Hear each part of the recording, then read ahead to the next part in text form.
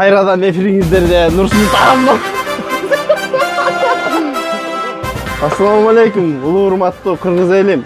Мына биздин Кыргызстанда болуп турган көйгөйлүү маселелерди сиздер да көрүп турасыздар.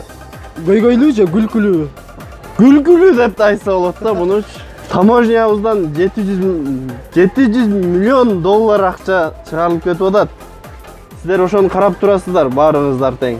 Келгиле биригип ошону биздин президентибиз Сооронбай Шариповичке биз катып болбосо да ушундай видео обращение кылып баарыбыз тең ушул маселени көтөрөлү. Урматтуу кыргыз элим, келгиле биригели. Бир дарак бак болбойт дейт. Баарыбыз бириксек чоң бак болобуз.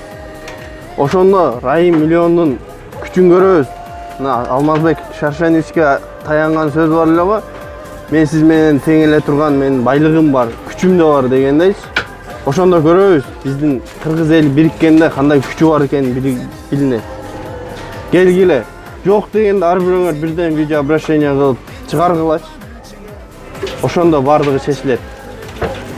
Сооронбай Шарипович, өзүңүздүн бир кыргыз элиңизге кайрылууңузду калтырып койсоңуз биз сизден суранабыз. Мына келе жаткан 2020-жылы шайлоодо жүрөгүңөрдөн шайлоону таза кыргыз элине кызмат кыла турган кыргыз жигиттерин, кыргыз кыздарын шайлаңыздар. 5000 сом, 3000 сом көзүн карабай. Кыргыз элине чынчылы адамдар келмейинче биз ушул кейптен чыкпайбыз. Ассаламу алейкум.